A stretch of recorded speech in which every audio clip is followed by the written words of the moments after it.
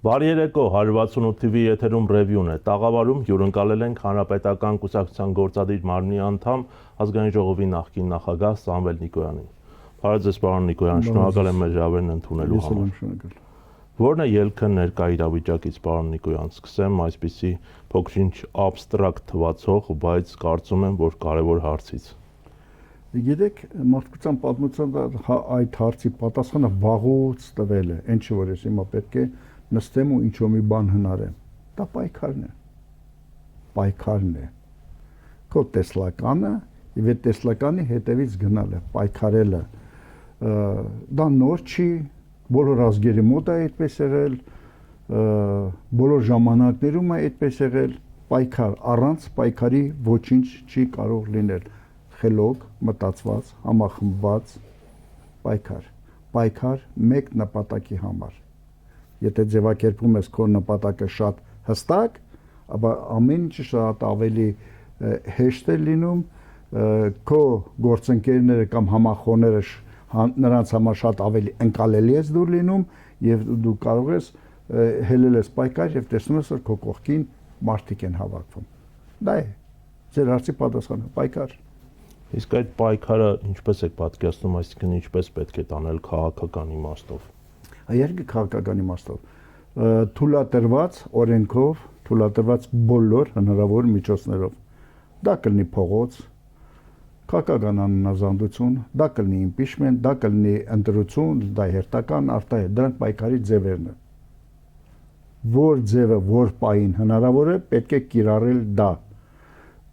Ընդ որում իմ թվարկած ձևերը մեկը մյուսին չի հակասում, այլ ընդհակառակը մեկը մյուսի համար հանդիսանում է օժանդակող գործոն։ Սա է, բարգավաճ ձևերը, էլ ասեմ, նոր բան չի, որ ես պետք է հնարեմ, որ Հայաստանին այս ինձ թվականի ինչ որ նոր բան պետք է հնարել։ Էլի մարդկության պատմությունը, մնացած բոլոր երկրների պատմությունը հուշում է դա։ Իսկ մեր պատմությունը մասնավորապես, մեր պատմությունն էլ կարծես անընդհատ պայքարի, անկախության, ազատության մասին է։ Հիմա ինչ մարտահրավերի առաջ ենք։ Գիտեք, այո, դուք ճիշտ եք ասում, ցանկացած նորմալ ազգի պատմությունը դա պայքարի պատմություն է, որովհետև եթե որևէ մեկը փորձում է խաբել, կեղծել, ասել, որ հանգիստ ապրելու պատմություն է, ազգերի պատմությունը, դա սուտ է, դա կեղծում է, մարդկանց գլխի տակը փափուկ բարձ են դնում, եւ նման ժողովուրդները եւ նման ազգերը կործանվել են, չկան պատմության թատերաբեմից դուրս են եկել, հաճախ ասում են այս հզոր կայսրությունը, Ասորեստանը, չգիտեմ ինչ հիմա չկան, գիտեք ինչի չկան, որովհետև մտածել են, որ պետք է ընդհանրապես լավ ապրել, հա, չպայքարել, կազմալուծվել է հասարակությունը ներսից, քանդել են ինքնապաշտպանական բնազդը մարդկանց եւ կորցրել եւ պետությունը, եւ ազգը, եւ ամեն ինչը։ Դա այդպես է լինում։ Եթե բնության թելադրած օրենքներից դու շեղվում ես, իսկ բնությունը ինչ ասում, մարդկության պատմությունը պատերազմների պատմություն է։ Բացեք պատմության դասագրքերը, կարող են այնտեղ տեսնել ինչ որ գյուտեր, չգիտեմ ինչ էր, որ անիվը հայտնաբերվեց կամ չգիտեմ միջուկային զենք հայտնաբերվեց, միջուկային էներգիա եւ այլ տարբեր նման գիտական մտքեր, մնացածը պատերազմների պատմություն է։ Հիմա եթե որևէ մեկը Հայաստանում ուզում է մարդկանց բացատրել, որ չէ, ես գնում եմ խաղաղության, եթե քո ամբողջ շրջապատը պատերազմ է գնում, հա, ապա այսօր չէ, վաղը չէ, մյուս օրը դու կստանաս պատերազմ։ Պատերազմից փախչողը երբեք խաղաղություն չի գտնել։ Պատերազմից փախչողի հետևից պատերազմը գնում է։ Մտար քո տունը պաշտպանելու, քո հետևից կգա քո տունը։ Դա մարդկության փորձն է։ Այդպեսին է մոլորականը, այդպեսին եղել բոլոր ժողովուրդները։ Ուզում ես խաղաղ ապրել, պատրաստ եղի պատերազմից արդեն բառերը չես, ամբողջ սպացեմ պարաբելում, ուզում ես խաղաղություն, պատրաստվի պատերազմի, հին լատինական։ Այո, դրանք ճշմարտություններ են, որ հանկարծ ինչ որ մի սերունդ Հայաստանում որոշել է, որ չէ, այ ինքը պետք է փոխի պատմության ընթացքը, պատմական փիլիսոփայությունը եւ ասել որ չէ, ես խաղաղությամբ քաղթեմ պատերազմին։ Հիմա ինչ որ Հայաստանը կատարվում է։ Ինձ որպես հանկարծ որևէ մեկը սխալ չհասկանա, թե որ ես պատերազմ եմ ուզում։ յուրաքանչյուր հայ մարդու համար առաջինը դա խաղաղությունն է։ Խաղաղության ժամանակ մենք կարող ենք մեր ամբողջ ազգային պոտենցիալը ստեղծագործ աշխատանքը դրսևորել, արժեքներ ստեղծել միայն խաղաղության ժամանակ։ Բայց այդ խաղաղությունը դու պետք է վաստակես։ Խաղաղությունը չեն մուրում։ Խաղաղությունը կարողանում են տիրանալ, հաստատել խաղաղությունը։ Դա ռազմաքաղաքական տարբեր գործոնների արդյունքում է դա այդպես լինում։ Գիտեք, յուրաքանչյուր ժողովրդի ազգի պատմության մեջ լինում են շատ մութ սևորեր, ինչպեսին հիմա մենք ենք։ Բայց դիագնոզը պետք է ճիշտ տրվի իրավիճակի։ Հասկանում եք, իրավիճակի դիագնոզը ճիշտ տրվի։ Դա շատ կարևոր է։ Յուրաքանչյուր հայ մարդ պետք է զգա, որ այո, մենք ցավոք սրտի հասել ենք այս իրավիճակին։ Ինչ ենք հասել այս իրավիճակին, հա? Ոնց որ թե մի 15 տարի առաջ, 20 տարի առաջ այս իրավիճակը չէր։ Հայ զինվորը, որ քայլում էր Երևանի հրապարակում, հարավային Կովկասի հողը դղրդում էր նրա ոտքերի տակ։ Հա? Բայց հիմա դա այդպես չի։ Այ մի քանի օր առաջ բանակի օրն էր, զինված ուժերի կազմավորման 34-րդ տարեդարձը։ Գիտեք, կա բնության օրենքներ, որ որևիցե հասարակություն հանկարծ շեղվում է այդ օրենքներից, ինքը պատժվում է։ Դուք տեսեք, գայլերի ոհմակը, դուք տեսել եք, որ որևիցե տեղ գայլերի ոհմակ առաջնորդի հիվանդը, թույլը, վախկոտը, տգետը, շատ ոռնացողը, դուք տեսել եք նման բան։ Դուք տեսել եք առյուծների, չգիտեմ ինչ են ասում, ոհմակ ասենք, հա, առյուծների այդ խմբին ղեկավարի թույլ տկար, դատարկախոս, դատարկ մռնչող կամ չգիտեմ ինչ անող մլավող ինչ որ մեկը։ Դուք տեսել եք այդպիսի բան, չկա։ Կենտրոնական աշխարհում այդպիսի բան չկա։ Միայն մարտտեսակն է եւ մարտտեսակի որոշակի երկրներ, որ հաճախ կարող են ընտրել թույլին, դատարկախոսին, խապեպային, ծաղրացուին եւ կործանեն իրենց էլ, իրենց երեխաներին էլ, իրենց ապագան էլ, հետո սկսեն փորձել արդարացնել, որ այ խաղաղություն։ Խաղաղությունը ժամանակահատված է մինչև հաջորդ պատերազմը։ Եվ գիտեք, որն է հատկանշականը, պարոն Նիկոյան, որ ներկա իշխանությունները ինքը առաջարկում է անվտանգություն խաղաղության միջոցով, բայց իմ պատկերացմամբ միշտ խաղաղությունը անվտանգության միջոցով է լինում։ Եվ թույլ տվեք նկատել այս TRIP նախագիծը, որի մասին այդքան խոսում են Թրամփի ուղի հանուն բարգավաճման եւ խաղաղության, որը պետք է ապահովի անխոչնդոտ ցամաքային կապ Ադրբեջանի եւ Նախիջևանի, այսինքն Թուրքիայի միջև, այնտեղ նշում է, որ TRIP-ը Ամերիկան ձգտում է ներկայացնել որպես բարգավաճման, տնտեսական բարգավաճման միջոցով խաղաղության օրինակ։ Հիմա տնտեսական բարգավաճման միջոցով է լինում խաղաղությունը, թե ընդհակառակը խաղաղությունը ստեղծում է առևտրի եւ տնտեսական համագործակցության լավ պայմաններ։ Գիտեք, տեղերը դուք ճիշտ նկատեցիք, որ տեղերը փոխված է։ Անվտանգության համակարգն է, անվտանգություն է ծնում խաղաղություն։ Միանշանակ է։ Խաղաղությունը չի ծնում անվտանգություն, այդպես չի լինում։ Տնտեսական նախ սկսենք Ամերիկայի այդ Թրամփի ուղուն կամ չգիտեմ ինչա մինչև հիմա էլ իհարկե Ադրբեջան, Թուրքիան ասում է, այսպես կոչված Զանգեզուրի միջանցք են ասում, Իրանում ինչ է այդ միջանցքի տրամաբանության մեջ է իրենց մոտ, եւ իրենք ասել են, որ այդ միջանցքը կբացվի առանց քո հարցնելու, եւ դու այդտեղ կապ չունես, ուզում ես թե չէ, ասել են, չէ։ Եվ իրենք բացեցին, հիմա պետք է անունը փոխել, անունը կփոխենք, ինչ ապատայել։ Թրամփի անունը կմցնենք այնտեղ։ Ես հասկանում եմ, որ այս իրավիճակում, երբ այսօրվա կառավարիչները գնում են նման քայլերը, ես ուզում եմ նրանց այդ բաղով հասկանալ, որ ուզում են այ Ամերիկայի, այսպես ձեռնտու լինել, խոնարհվել Ամերիկայի առաջ, ունենալ Ամերիկայի հետ համագործակցության կամ կոնտակտի որոշակի շրջանակ, որբիսի դա բերի անվտանգության համակարգի։ Միգուցե իրենք այդպես են մտածում, բայց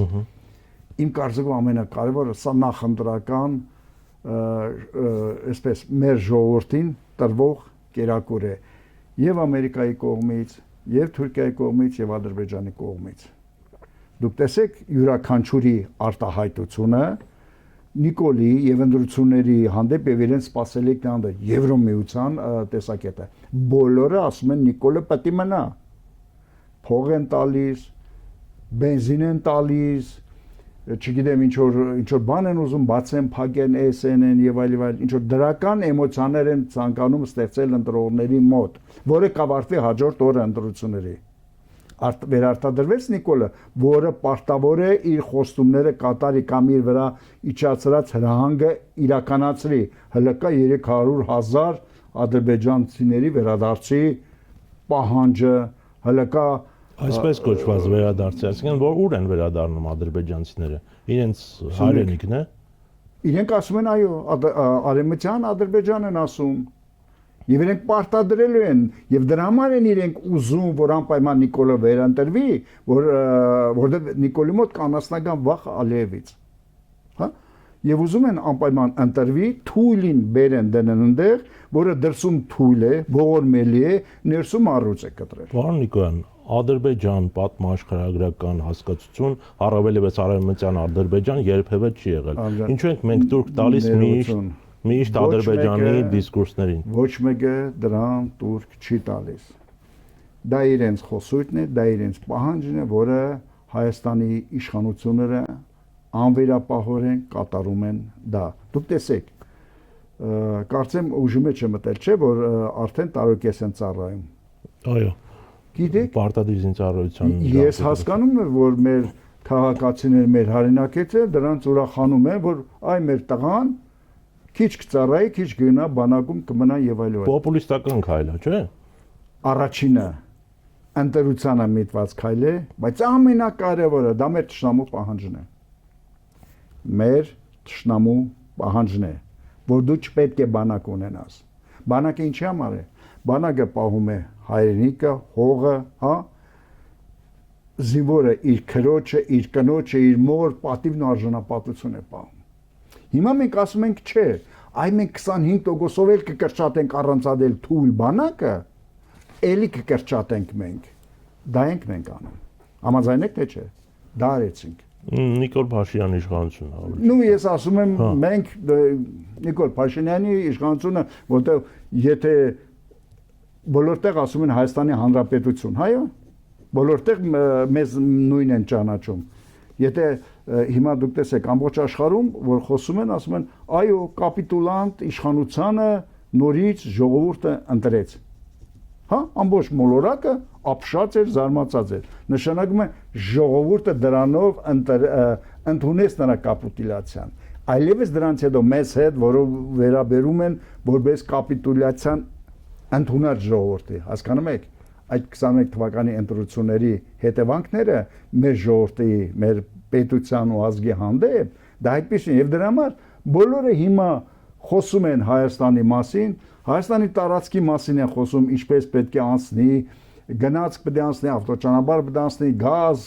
SN-ն ու Հայաստանի հետ կարող են չքննարկել անգամ։ Ներեցեք մի միջանկյալ հարց, հետո կշարունակեք ձեր խոսքը, քանի որ շոշափեցինք բանակի հարցը, նա մի քանի օր առաջ բանակի օրվա կապակցությամբ հայտարարեց, որ մեր բանակի պաշտպանունակությունն ավելանում է ամեն օր եւ հսկայական քանակի սպառազինություն եւ ռազմական տեխնիկա է ձեռք բերվում եւ նաեւ հայտարարեց, որ գրեթե բոլոր մեր միջազգային գործընկերները մերժում են Հայաստանին զենք վաճառել Արցախի եւ ՀԱՊԿ անդամակցության պատճառով։ Ես կխնդրեմ մեկնաբանել այդ ինչ հսկայական քանակությամբ արդյոք նման քանակությամբ զենք է գնվում եւ արդյոք մերժում են։ Եթե մերժում էին, ապա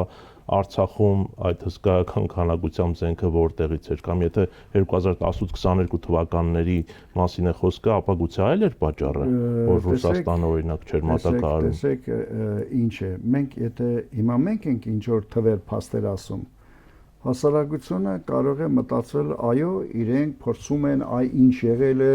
այսպես բար գույներով ներկայացնեն եւ այլ եւ այլ։ Ես ասում եմ Նիկոլի սիրած Ալիևի խոսքերով, որ որտեղից այդ երկրին, աղքատ երկրին 5.5 միլիարդի զենք, դա այն զենքն է, որ ինքը արգրավել է։ Որոշ մայրաքաղաքների ես պետք է հարց ուղղեմ, որտեղից Հայաստանին այդքան զենք։ Այո, Հայաստանին այդքան զենք ուներ, որը չգիտեմ որ տոկոսը հենց առանց օգտագործման մեջ մտնելու հանձնվեց թշնամուն եւ այդ զենքը բերել էր ռազմաքաղաքական համագործակցության արդյունքում այն վատ նախորդ իշխանությունները որ չգիտեմ հազարումի մեղքերում այդ թվում նաև որ Ղարաբաղը վաղուց ծախել էին, չգիտեմ ինչ էին արել, հասարակության հետ բանը կա որ Ղարաբաղը ծախել էին ու գցեցին այս Արիֆի Գերբանը, չէ՞, հասարակության հետ տարածան։ Բայց 5.5 միլիարդ զենքը որ թշնամուն հանձնվեց, որտեղից այդ զենքը։ Որ չէին տալիս, բայց որտեղից այդ զենքը։ Տեսեք ինչ եմ ասում։ Փոքր ժողովուրդների ղեկավարները պետք է 10 մտածեն, նոր մեկ խոսեն։ Հաճախ նաև պետք է լռեն։ Երկու երկրի ղեկավարը առանց մտածելու գիշեր ցերեկ խոսում է, այնպիսի սխալներ է թույլ տալիս, որովհետև իրեն թվում է, որ ինքը ներքին լսարանի համար է խոսում, բայց երբեք էլ մասնավորապես դեռևս 18, 15, 20, 21 թվականը եւ դրանց հետո նույնիսկ ինքը չի հասկանում, եթե նույնիսկ ինքը ներքին լսարանի համար է ասում, ապա ամբողջ շահագրգիռ կողմերը դա նույն վարկանին իմանում են ինքը ինչ ասում եւ այլ եւ այլ։ Դուք տեսեք շատ ճիշտ ասած ես դեմ չեմ Ամերիկայի Միացյալ Նահանգների հետ համագործակցությանը, անկեղծ եմ ես ասում։ Աշխարհի գերեզոր պետության հետ ունենալ որևիցե համագործակցություն ես դրական եմ համարում, բայց մենք պետք է հասկանանք մի բան։ Քրդերը քանի տարի են համագործակցում Ամերիկայի Միացյալ Նահանգների։ Երկար ժամանակ։ Զենքով, զինամթերքով, հազարու մի քաղաքական օժանդակություն եւ այլն, սիրայի քրդերը։ Ինչ եղավ նրանց վիճակը։ Բոլորս գիտենք։ Աֆղանստանում ամերիկյան զորքերը չէին, հսկայական։ Ինչ եղավ վերջում։ Թողեցին գնացին։ Մեղմ ասած թողեցին գնացին։ Դուք հիշում եք մարտիկ, որոնք ամերիկյան այսպես ներկայացուցիչների հետ աշխատել են կամ ռազմական մարմինների հետ համագործակցել, ինքնաթիռի անիվներից կախած օդից ընկնում են։ Հիշում եք, չէ՞, դա ամեն ինչը։ Ավելին ասեմ, մեր փորձը, մեր օրինակի վրա, որ վերջիվերջո Ամերիկայի Միացյալ Նահանգների նախագահները եւ համանախագահողները եւ նախագահների մագարտակով հայտարարեն որ Արցախ Ղարաբաղի լուծման հարցը չունի ռազմական լուծում, անթույլատրել է ռազմական գործողությունները, անթույլատրել է ուժի եւ սպառնալիքի լեզվով խոսել այդ ամեն ինչի մասին։ Տեղի ունեցավ։ Ինչ կատարվեց, ինչ ասեց Ամերիկան, նույն Թրամփը ինչ ասեց, ասեց ես գիտեմ հայերը լավ կռվող են, թող կռվեն եւ այլ եւ այլ։ Բոլորը հասկանում են, չէ՞, գիտեն չէ։ Փոքր Արցախը կռվում է Ադրբեջանի, Թուրքիայի եւ իսրայելական զենքով, մասնագետներով եւ արաբ տերորիստների դեմ է կռվում։ Բոլորը գիտեն, չէ՞։ Ինչ արեցին, ոչ մի բան, չէ՞։ Ապա ինչու հիմա մեր ժողովրդի ուղեղը լցնել, որ այ Թրամփի ուղին դա մեր փրկությունն է։ Նորից եմ ասում, Ամերիկայի Միացյալ Նահանգների հետ համագործակցության ես դրական եմ վերաբերում։ Դրա մասին ոչ մի խոսք, բայց իրերը պետք է կոչել իրենց անունով եւ շատ հստակ ու պարզ ժողովրդին ասել այն ողջ ճշմարտությունը, ինչպիսին է իրավիճակը եւ ինչու ենք այս քայլը անում։ Եվ մենք միշտ բարձր մակարդակի հարաբերություններ ենք ունեցել, թե Միացյալ Նահանգների, թե Եվրամիության, թե այլ, այսպես ասած, բարձր մակարդակի համագործակցություններ ենք ունեցել, դուք հիշում եք, որ անունը դրվեց ֆուտբոլային դիվանագիտություն։ Փոխադարձ այցեր, հանդիպումներ, արձանագրություններ եւ այլ, որ Թուրքիայի հետ պետք է սահմանը բացվի, համագործակցություն, չգիտեմ ինչ, դա մեր համար հսկայական, այսպես քայլ առաջ կներ, եթե մենք Թուրքիայի հետ համագործակցեինք, ունենալով ազատ անկախ Արցախը։ Ցավոք սրտի տեղի չունեցավ, բայց այդ Ամերիկան ուզում էր, որ դա լիներ։ Ամերիկան ուզում էր դա լիներ։ Այսինքն այդ համագործակցությունը եղել է շատ ավելի բարձր մակարդակի, այնպես չի եղել որ Ամերիկայի նախագահը Հայաստանին շփոթի Ալբանիայի հետ կամ ասի այն տղան ինչա Ալբանիայի ղեկավար բան, այդպեսին չի եղել։ Այն մյուս տղան, այն մյուս տղան Ալբանիայի ղեկավար եւ այլ։ Հիմա աշխարհը փոխվել է, պարոն Նիկոյան, ակնհայտորեն եւ բոլորը, այդ թվում Միացյալ Նահանգների գործող նախագահը թքած ունեն միջազգային իրավունքի եւ սկզբունքների վրա, ինչպես կողմնորոշվել եւ դիրքավորվել հետագայում։ Գիտեք ոնց է, ուրեմն առաջինը երբեք չպետք է փորձել Հայաստանը դարձնել աշխարհաքաղաքական ուժային եւ ռազմական կենտրոնների բախման թատերաբեմ։ Ամենավտանգավորը դա է։ Ինչին ցավոք սրտի մեր նորից ասեմ մեր իշխանությունը Հայաստանի կառավարիչները հասկանալով թե չհասկանալով կամ չկարողանալով կամ կուլ գնալով կամ վախեցած վիճակում հայտնվելով հաճախ կատարում են նման քայլեր։ Ես հասկանում եմ այսօր Ռուսաստանը իրեն պահում է շատ հանգիստ Հարավային Կովկասի նկատմամբ, ասում են դա իրենց գործն է, Իրանը որոշակի դժգոհություններ է հայտնում եւ այլ, բայց դու պատկերացրեք Իրանը չունենան ռազմական ագրեսիայի վտանգը ինչ որ հիմա կա Ամերիկա, Իսրայել եւ այլ։ Ռուսաստանը ավարտած լինի ուկրաինական պատերազմը։ Դուք ինչ եք կարծում, վերաբերմունք այս ամեն ինչին կլինի նույնը ինչ այսօր, կարող է փոխվել, չէ՞։ Կարող է փոխվել ամեն ինչը, հասկանում եք, մեծ երկրները, հզոր երկրները հաճախ միմյանց հետ հանդիպելուց բազար են անում։ Շատ բարձ բազար են, սակարկում են, սա քեզ, սա ինձ, այս հարցում դու լռի, այս հարցում ես կլռեմ եւ այլ, ինչը մենք տեսնում ենք։ Բայց դու քեզանից որից է բան չներկայացնես, կախված լինես ինչ որ մի սովորական դերևս չստորագրված ու ոչինչ չնշանակող թղթից, քո ազգային անվտանգությունը միայն դրանից կախված է, ու դա փորձես այդ թղթով պայքարել, չգիտեմ, հապկի դեմ, մեղադրանքներ, այսպես անընդհատ փորձել կճմտել Ռուսաստանի որինչ դրա ուկտը որն է, ես չեմ ուզում ասել, որ չարժի նրանք չեն վաստակել այդ կճմտելու այսպես ասած կարգավիճակը։ Միգուցե վաստակել են, բայց եթե մի բան ասում ես դրա օգուտը որն է, քո պետությանը, քո ժողովրդի անվտանգության համար, չէ որ կգա մի օր, որ դրա համար պատասխան ես տալու։ Հասկանում եք, դուք հիշում եք, երբ 18 թվականին հապկի գլխավոր քարտուղարին Խաչատուրովին ձերբակալեցին ու սկսեցին այլանդան քարոզչությունը ոչ միայն նրա անձի դեմ, դա նա անձ չէր, հապկի գլխավոր քարտուղարն էր, դա մեծ հարված էր հապկին եւ նրա հեղինակությունը։ Ոմանք մտածում են, տեսեք ինչ հզոր եւ հերոս Նիկոլը ձյուն հեծած թուրքեցակին սուրը ձերին հարցակվեց հապկի վրա կամ Պուտինը խեղճացրեց Պուտինը սարեր չգնաց Պուտինը այս սա ազգային արժանապատվությունը այս սա նախկինների նման չէ եւ այլ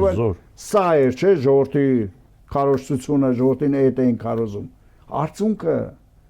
բայց գոռում են չէ մարդիկ դրա հետևանքը ինչ է լինելու վաղը հետևանքը մենք տեսանք 44 օրյա պատերազմին ու դրա հետևող բոլոր այդ խնդիրների մեջ հետևանքը մենք տեսանք դա այդա այն օրերի վարած գիտեք ոնց է չմտածված քաղաքականության այն որ ես ասում եմ որ կենտրոնական աշխարհում թույլին շատախոսին դատարկախոսին երբեք չեն բերում իրենց ստայի ղեկավարը լինում է ուժեղ կամային հզոր երբ տեսնում ենք թույլը արդեն նրա փոխարեն գալիս է մեկ օր միայն մարդ հասարակությունը եւ մարդ հասարակության մեջ որոշակի երկրներ կարող են բերել դատարկախոսին շատախոսին հա բերել իշխանության դրա հետևանքը կլինի սա եւ հիմա էլ այս աղետը փորձում է իմաստավորել եւ հայտարարում է որ այդքան զոհերը իզուր չեն ընկել այլ բացել են մեր աչքերը այո բավոր հանգարց մի օր ասի մի աչքն է բացվել էլ այդքան զոհ է պետք որ հետո այդքան զոհերն ասի երկու աչքներս բացվեց հետո եւս զոհեր ասի ակաշներ սե բացվեց դուք հասկանում եք երբ մարդը ամեն ինչին արդարացում է գտնում եւ ինքը գիտի որ հասարակության որոշակի շերտերին կարող է դա կերակրել ինքը այդպես ասում է այո մենք հանձնեցինք Արցախը այո մենք տվեցինք 5000 զոհ, բայց գտանք անկախություն։ Այսինքն ինչ փորձադաշտ էին մեր 5000 տղաները։ Խնդիրը հետեւյալում է՝ յուրաքանչյուր էլի մարդկության պատմության անդրադառնամ, էլի պատերազմների պատմության անդրադառնամ։ Մարդկության պատմությունը կենսա ռեսուրսների համար պայքար է։ Նայեք աշխարհի գերեզոր պետությունները, նայեք Ամերիկային ասում է Գրենլանդիան իմն է, Կանադան էլ է իմ, Ռուսաստան ասում է Ուկրաինան, Չինաստան ասում է սա սենց։ Այսինքն նրանք հասկանում են կենսառեսուրսների անհրաժեշտությունը եւ բոլոր պատերազմները նաեւ կենսառեսուրսներին տիրելու համար է եղել։ Մեր մոտ ասում են, չէ, այդ ցավը տանեմ, արամ ինչին է պետք, Ղարաբաղը տվեք հանգիստ ապրենք, տվեք այս սարը, տվեք այն քարը, տվեք այս վերջերս մեկը կար, չգիտեմ, հիմար գոռալով խոսում էր, մեր գերիները վերադարձել են, ինչ վատ բան է, տվեք ինչ ուզում են, վերադարձնեն գերիներին։ Էլ ինչ ունենք տալու, նրանք հող են ուզում, հայրենիք են ուզում։ Ինչ է գոռում անասնական հայացքով, որ տվեք։ Գիտեք, ամբողջ աշխարհը ապրում է մեկ փիլիսոփայությամբ։ Կյանքս կտամ հայրենիքից։ Բոլոր բանակների կարգախոսը դա է։ Իսկ երբ ասում են տանք հայրենիքը տանք փրկենք կյանքեր, կարգախոսին, որ կյանքս կտամ հայրենիքին փոխվում է հայրենիքը տանք փրկենք կյանքեր, դա թույլ, մեռնող, ոչնչացման եւ ցեղասպանության ենթարկա ժողովրդի կենսափիլիսոփայությունը։ Դուք հիշում եք, չէ՞, քարոզապատերազմի ժամանակ մեր հայ զինվորը որ ասում էր, ով որ այս դիրքը հանձնի եւ այլ։ Դուք հասկանում եք ինչ տղա էր։ Դուք հասկանում եք ինչ հզոր տղա էր։ Ռոբերտ Ապաջյանը։ Այո, Ռոբերտը։ Դուք հասկանում եք դա ինչ տղա էր։ Այսինքն նա դիրքի համար կյանք էր տալիս ու քփորը դնում որ դիրքը հանձնի, հասկանում եք։ Մնացին դրա տակ, էլի։ Այո։ Մնացին դրա տակ։ Հասկանում եք, այդպիսին էր բանակը, մեր բանակը այդպիսին էր։ Ինչ դարձրեցին հայրենիքը տան փրկեն կյանքեր։ Իսկ այսօր մեր բանակը ինչ դերակատարություն ունի հատկապես մեր պետական։ Գիտեք, ես սովորաբար միակ պետական կառույցն է, ով է լինի իշխանության, ես այդ կառույցին չեմ քննադատի։ Ես կուզենամ, որ այդ կառույցը զգա իր կարևորությունը, ստորադասված չզգա, պահանջի, պայքարի եւ ինքը հզորանա։ Մեր երկրի ամբողջ այդ անկախությունից վեր բանակը եղել է պետականաստեղծ կառույց, առաջնային կառույցն է եղել։ Բոլոր ժամանակներում։ Հիմա իր կարևորությամբ, իր դիրքով, իր դերով եւ այլ զինվորի հագուստի, սպայի ուսադիրների հարգանք են ներշնչել։ Հիմա ոնց որ ոստիկանությունը շատ ավելի կարևորված ուժային կառույց է, թե քան բանակը։ Ես ցավում եմ դրա համար։ Ես յուրաքանչյուր սպայի, գեներալի, զինվորի համար միշտ ցավացել եմ, իմել ցավում։ Ես ուզում եմ նրանք հզոր լինեն։ Ես ուզում եմ ամբողջ պետական ռեսուրսները մեր ժողովրդի համար նրանք դառնան ամենակարևոր մարդիկ մեր պետության համար։ Դա շատ կարևոր է։ Այդ իսկ պատճառով ես միայն հզորություն, կամք, տոկունություն,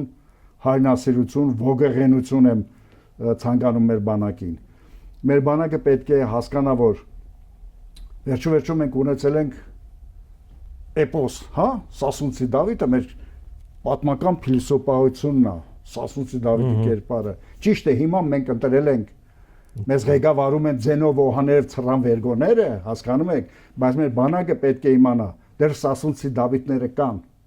Եվ իրենց միջից միգուցե ծնվեց Սասունցի Դավիթը։ Իրենց մեջ այդպես պետք է զգան։ Իրենց մեջ իրենք պետք է Նժդեին տեսնեն, Վազգեն Սպարապետին տեսնեն, բոլոր այն ջոկատի հրամանատարներին տեսնեն, այն հզոր տղեկին տեսնեն, որ կարողացան հազարամյակների ընթացքում առաջի անգամ հայրենատիրության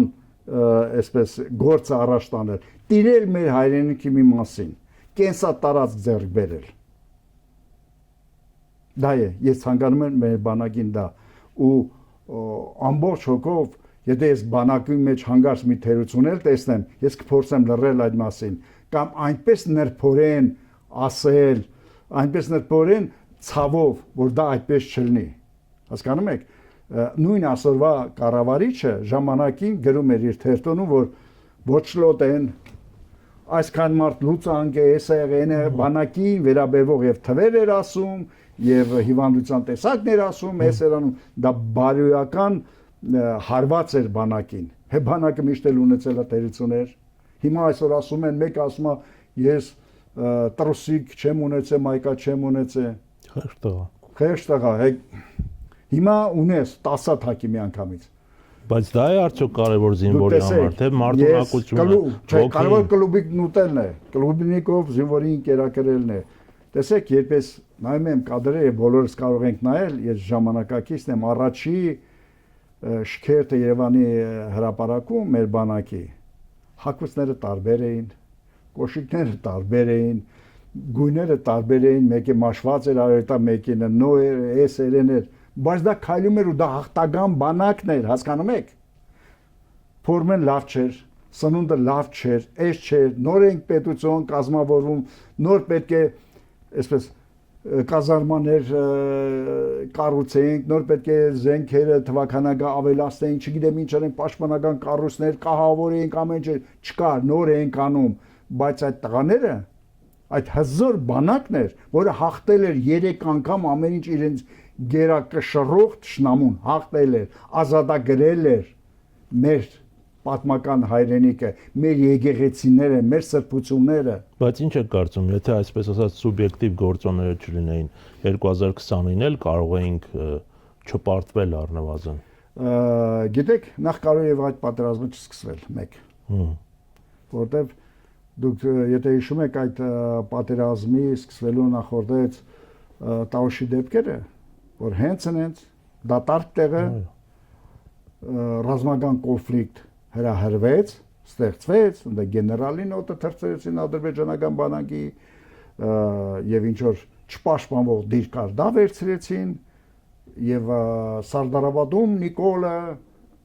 շքանդեց, պարգևադրեց, հերոսներ, կոչումներ տվեց եւ այլ։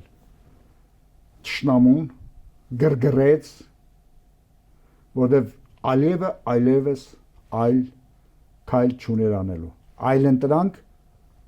Նիկոլը չթողեց Ալիևին, բացի ռազմական ճանապարհով այդ հարցը լուծել։ Դեմքը փրկելու, հա։ Դեմքը, որ ժողովրդն դեմ էր դուրս գալիս Ալիևին, եւ դրա համար միջազգային ալիբի Ալիևի համար Նիկոլային հիմար արտահայտությունը Ղարաբաղը Հայաստանը եւ վերջ։ Դա նշանակում է Մինսկի խումբ, համանախագահներ, համանախագահ երկրների ղեկավարներ, ձեր հայտարարությունները այլևս Նիկոլը փաթեց գծեցենքով։ Իմ 0 կետից եմ սկսում եւ ինքը Արցախի կարգավիճակը լուծեց, որ Հայաստանի եւ վերջ, այսինքն Մինսկի խումբը այդ երկրները այլևս անելիք չունեն։ Ադրբեջանի ձեռքերը ազատ էր, Ալիևի ձեռքերը ազատ էր եւ հաշվի առնելով այն հանգամանք, որ հայ-ռուսական հարաբերությունները օրեցօր վատանում են, ինքը կարողացավ փայլուն ձևով օգտագործել իր եւ Թուրքիայի այսպես երկու պետություն մեկ ազգ հանգամանքը, ինքը կարողացավ Իսրայելի հետ իր հարաբերությունը օգտագործել, ինքը լավագույնս օգտագործեց նաեւ այն ժամանակ Ռուսաստանի հետ օրեցօր աճող ռուս-ադրբեջանական հարաբերությունը դինամիկան, նա կարողացավ ռազմաքաղաքական այնպիսի իրավիճակ ստեղծել, որ կարողացավ 44-ը պատերազմում լուծել ռազմական խնդիրներ։ Երկու օր առաջ երկրորդ նախագահն էր խոսում այդ մասին, ասում էր ինչու եկև հիշեց, թե Էրդողանի եւ Մակրոնի այդ կոնֆլիկտի մեջ էր մտել, ասում էր քո քյոր փահալով ինչու ես դրան միջամտում եւ դա պատճառներից մեկը դարձավ, որ Թուրքիան բայրակթարներ մատակարարի եւ փաստորեն մեծ աջակցություն տրամադրի Ադրբեջանին։ Իհարկե, նորից եմ ասում, փոքր երկրի ղեկավարը պետք է 10 մտածի, 1 խոսի կամ լռի։ Յուրաքանչյուր խոսք, երբ հիմար դու անընդհատ դուրս ես տալիս, դա օգտագործում է քո դեմ քո երկրի կոպետությամբ։ Խնդիրն այն է, թույլ ղեկավարի գործողություններից տուժում է ժողովուրդը։ Ինչ է այս 8 տարի այս ամեն ինչի միջով մենք անցնում ենք։ Միգուցե հասարակության մի մաս ասում է, Ղարաբաղը տվեցին, Ջանդամ տվեցին, զատո իմ փողոցը ասֆալտել են։ Կա հասարակության մեջ այդպիսի մարդիկ, որոնք այդպես կարող են մտածել ու այդպես են մտածում։ Ինչպես փոխել այդ մտայնությունը մարդկանց մեջ։ Գիտեք, տեսեք, հələ մինչև այդ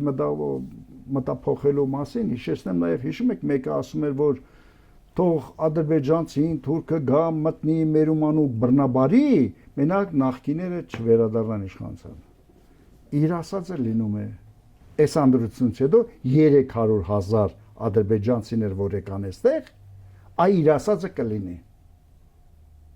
Թող դռները իրենց տներ դռներ լայն բաց են դրա համար։ Նիկոլ Փաշինյանը 2 օր առաջ հերթական անգամ հայտարարեց, որ Ղարաբաղյան շարժումը չպետք է շարունակվի եւ եթե քաղաքացիները կարծում են, որ ինքը սխալ է, ապա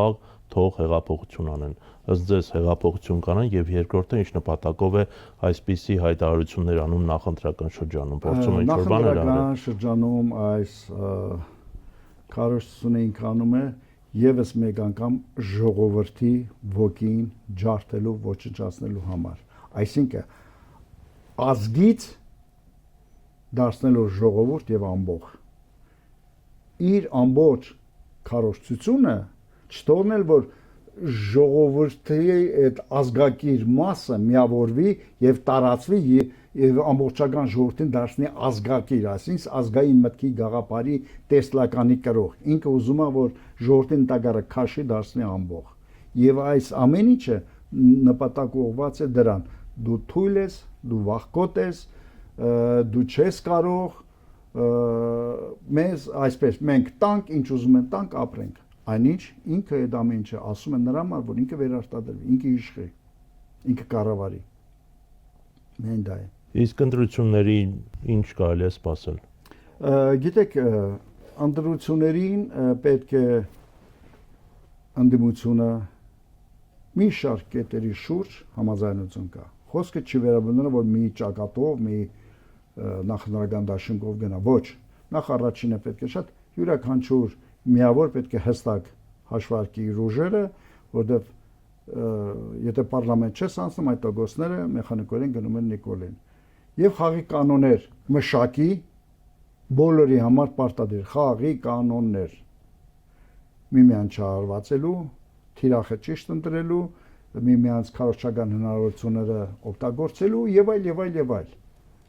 Եվ հաջորդը պարլամենտում միանշանակ համագործակցելու միտումով եւ ժողովրդի հետ շատ հստակ խոսել։ Այո, չկա մի դիմադիր, որը ուզի պատերազմ, չկա այդպիսի բան։ Հայ մարդը ուզում է խաղաղություն։ Ընդդիմությունը ավելի շատ է ուզում խաղաղություն։ Ընդդիմության մեջ այն մարդիկ, որոնք պատերազմով անցել են, նրանք գիտեն պատերազմի այրան գինը, ամենաշատը նրանք են ուզում խաղաղություն։ Այստեղ որևիցե խնդիր չկա։ Դա պետք է մեր ժողովրդին հասնել։ Եվ պետք է հասնել, որ դատարկ խաղաղություն բառը դա խաղաղություն չի։ Դուք տեսեք, նույնիսկ ասում են հետևյալը, որ այ պատերազմի սպառնալիքի տակ եւ այլ, ու ասում են այս նախագիծը Թրամփը։ Այսինքն պետք է հստակ ասել մարդկանց, որ սա պատերազմի սպառնալիքի տակ եմ ես գնում սրան։ Իսկ պատերազմի սպառնալիքի տակ որևիցե փաստադուխ, որևիցե բան ստորագրած, դա կապ չունի խաղաղության հետ։ Խապելը հենց սրանում է, ժողովրդին խապելը անկեղծ չլինը սրանում է, որ այո, սպառնալիքի տակ դու գնում ես այս քայլերին, այո, բայց դու ներկայացնում ես որպես դա քո ձեռքբերում, ներկայացնում ես որպես դա խաղաղություն, դա այդպես չէ։ Սպառնալիքի, պատերազմի եւ պատերազմի սպառնալիքի տակ ձեռ բերած փաստաթուղթը նույնը ինչ նոյեմբերի 7-ն է, տարբերություն չկա։ Այն ժամանակ սա շատ պարզ երևում էր, որ սա ռազմական գործողությունների հետևանք է, արդյունք է նոյեմբերի 9-ի թե 7-ի։ Նոյեմբերի 9-ը։ 9-ը ներողություն։ 9-ի այդ հայտարարությունը սա ոչ ռազմական, բայց ռազմական գործողություն վերսկսման այսպես հետևանքով է, վախի հետևանքով է, որ գնում են դրան։ Այդ սպառնալիքի տակ ստորագրված ցանկացած փաստաթուղթ դա խաղաղություն չի կարող բերել։ Ոչ մեկին չի բերել։ Աշխարհում ոչ մի պետության եւ ոչ մի ժամանակ քո ճշնամին կհենվի իր այդ նոր ձեռբերումների վրա եւ ավելի նոր պահանջ կներկայացնի։ Այ պարոն Նիկոյան, դուք շատ կարևոր բան նշեցիք ախտորոշել ներկա իրավիճակը։ Շատերի համար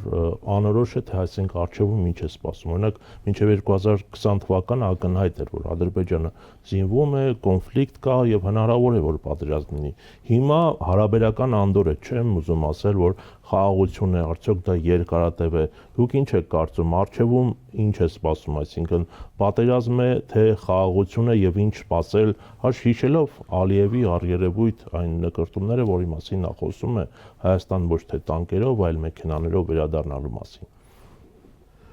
Տեսեք, Ադրբեջանը շարունակում է ավելի տենդագին սպառազինվել, ավելի տենդագին շարունակում է սպառազինվել։ Եթե խաղաղություն է, ում համար է, ում դեմ է ինքը սպառազինվում, այդպես։ Ինքը իր բանակը ամեն օր հզորացնում է, ավելի տենդագին, քան 44-րդ պատերազմը։ Ում համար է, ինչի համար է։ Քո ճշնամին դու ինչքան ուզում ես խաղաղություն, ինքը ասում է, ես այս հարցերը կլուծեմ։ Երբ ինքը ասում է տանկերով չեմ գնա, ավտով գնամ, նշանակում է դու արդեն խաղաղ ձևով կապիտուլացվելու ես, որ ես ավտոներով գամ։ Ինքը դա է ասում։ Այս բենզինը եկավ, էժան բենզինը, այն թեպը, խոտեր ինչ է բերեցին եւ այլն։ Հաջորդը կսկսի արդեն մեքենաներով գալը եւ եթե 300,000 ինքը կբերի։ Այս իշխանության վերարտադրվել դեպքում այդ 300,000-ը կլինեն Հայաստանում։ Եվ հետո կասեն մեր սրբատեղ է պետք, կառուցեն իրենց մսկիթները։ Հետո կասեն, որ անվտանգության ոստիկանական ուժեր են պետք եւ այլ։ Դա այդպես է լինելու։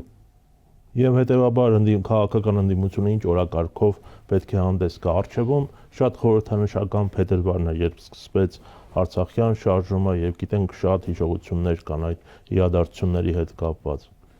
Երեք մենք սկսեցինք նրանով, ինչով երևի թե կվերջացնենք, պայքար, կազմակերպված, մտածված, հստակ օրակարգ, հստակ գործելաոճ, միասնական, որևէ ներընդդիմադիր կճմտոց անթույլատրել եմ ես համարում։ Անթույլատրել եմ համարել դեռևս 2 տարի առաջ, 1 տարի առաջ, հիմա եմ անթույլատրել համարում։ Երբ այսօր Նիկոլը Թաքստոցից դուրս եկավ, հարձակվել է բոլորի վրա, բոլորին վախեցնում է ԱՑ-ով եւ ոչ միայն վախեցնում է ԱՑ-ն գործիա դրե, հա, լրագրողներին, բլոգերներին խոսքի համար ԱՑ-ի ԱՑ-ն է ուղարկում։ Դարձրել է ուժային կառույցները իր անձնական կամաճուկի իրականացման կառույցներ։ Հա? Դրա համար շատ հստակ միասնական օրակարգ, միասնական գործելաոճ եւ իմանան, որ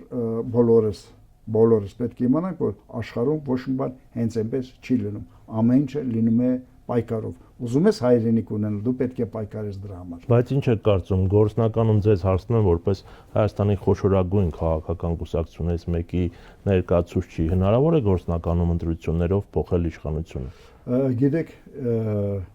ես կարծում եմ այո։ Հասկանալով հանդերձ, որ ինքը ինչ ռեսուրսներ ունի, իշխանական ռեսուրսներ, եւ հասկանում եմ, որ ինքը ինչ այսպես ամբարտավան ձևով է դրանք օգտագործելու, ինչպես է շարունակելու ընդդիմադիր լիդերներին, ասենք, բանտարկելու, կալանավորելու եւ այլ այդ գործընթացը, բայց միևնույն է, ուզում ես հաղթանակի հասնել, այլ ճանապարհ չկա, պայքարել։ Վերջ։ Մի բանաձև կա։ Իսկ հանրապետական կուսակցությունը մասնակցելու է հունիսի 7-ի խորհրդանական ընտրություններին, եթե այո, ապա ինչ ձևաչափով։ Շատ կարևոր հարց։